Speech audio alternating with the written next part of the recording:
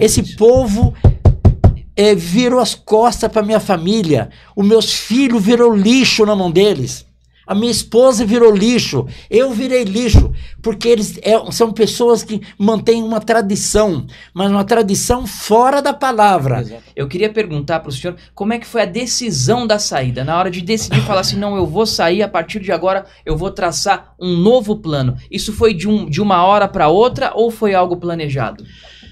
Olha, foi algo planejado, porque eu estando lá onde eu estava, eu não conseguia eu não conseguia mais trabalhar no Evangelho. Eu estava preso, sem poder fazer a vontade de Deus.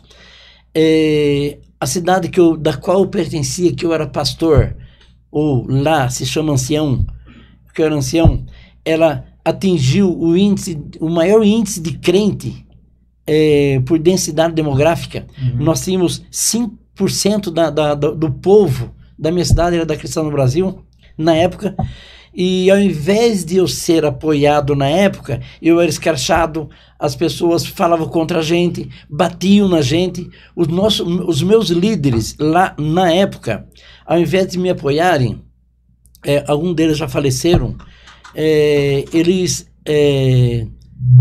tinham ciúmes.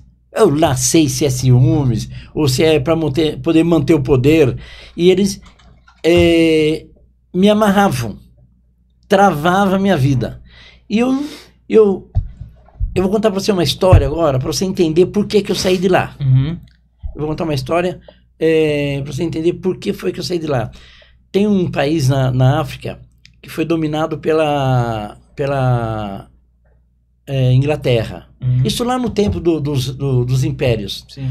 Foi dominado pela Inglaterra e um dia eles fizeram uma reunião porque eles queriam sair do domínio da Inglaterra. Sair do domínio. Olha o que é sair do domínio de um império. A Inglaterra é o império até hoje, um país maravilhoso. Naquele tempo, o Brasil era dominado pelo Portugal, o Argentina. Era colonizado. Né? Era colonizado e dominado. Uhum. Eram colônias, né? Sim. Colônias. Então não estava errado. Só que eles não queriam ficar. Porque eles não se sentiam bem ser colonizados por alguém na época. Eles sabiam que eles tinham que eles eram águia, eles não eram galinha. Uhum. Eles sabiam que eles eram águia. E o propósito era maior. O propósito era maior. Eu estou falando do país de Gana. Uhum. De Gana. Que o país de Gana existia, depois o país de Gana virou Costa do Ouro da Inglaterra. Uhum. Da Inglaterra. Uhum.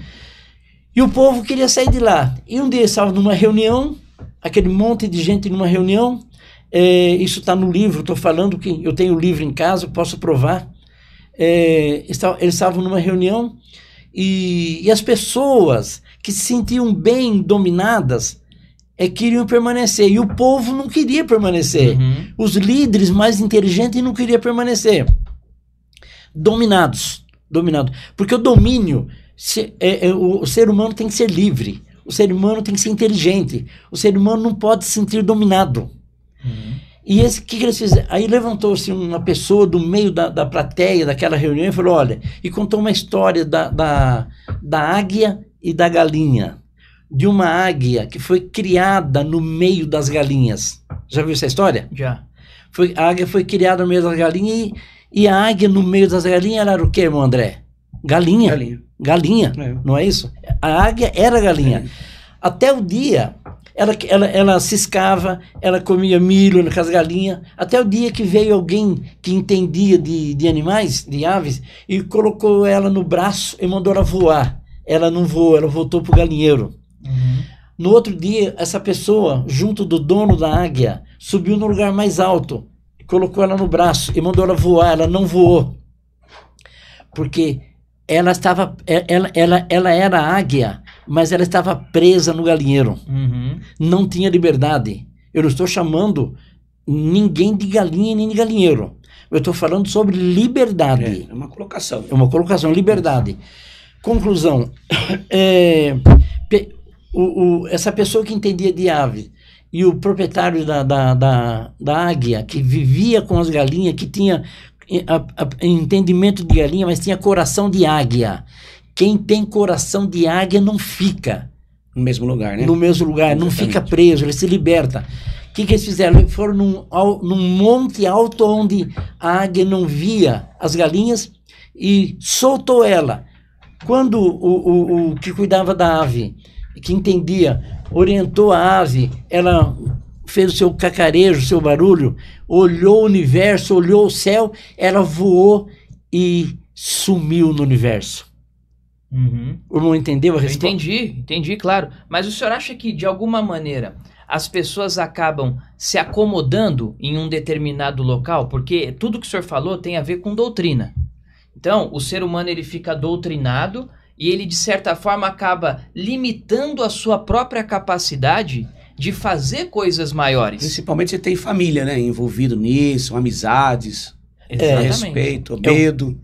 É o problema que a águia não saiu do chão. Exatamente. Que ela estava amarrada nos costumes, ela estava amarrada no companheirismo, Exatamente. né? Só que quem é águia sai do lugar. Exatamente. Ela tem ajuda de alguém. Aquela águia teve ajuda de uma pessoa que entendia de aves. Sim. E eu estava num lugar que eu ia muito bem na Congregação Cristã do Brasil. Eu estava feliz lá. Uhum. Eu estava muito feliz. Só que eu sabia que eu tinha muito mais para crescer. Agora, quando o senhor decidiu, tomou essa decisão e saiu da CCB, o senhor acha que recebeu muito mais apoio de pessoas ou mais julgamentos? Porque a gente sabe que a CCB é uma igreja tradicional, né? Eu vou deixar pro... Você tem eu vou pedir pro André responder um pouquinho. Por favor, André. Sobre essa questão, eu vou falar da minha parte. A gente recebe muito mais julgamento. Eu acho que dificulta um pouco dentro da sua família, se você vai exercer um ministério, no ministério, porque é uma cultura isso.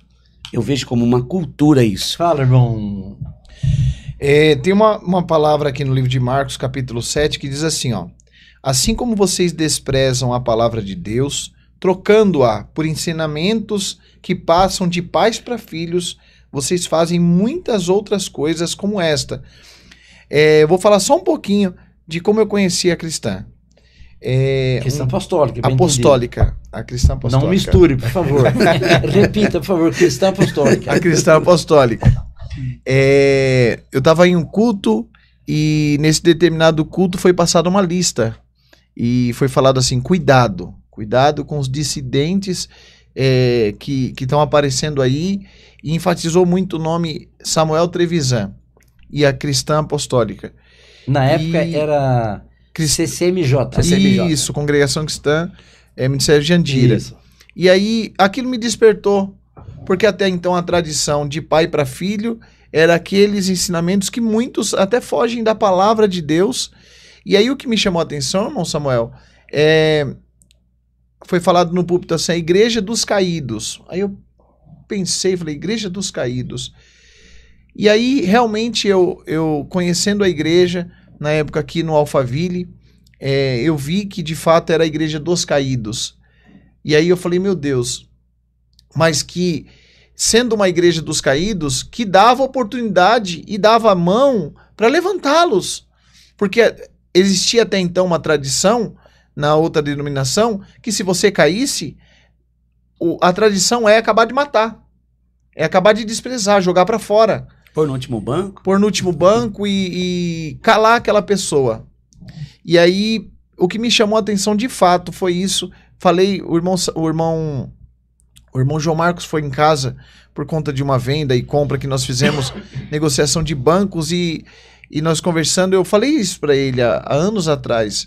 E eu falei, olha, realmente, o que me chama a atenção nessa igreja é porque ela é chamada Igreja dos Caídos. E, obviamente, o caído que chegar tem mão estendida para levantá-lo. De fato, manifestar a misericórdia de Deus. Porque não adianta eu falar de tudo que é falado na palavra da cruz, da misericórdia, da graça que foi dispensada, aquele que crê, mas quando um cai, ao invés dessa graça, essa misericórdia, esse amor ser dispensado de fato, acaba de matar. E isso é tradição.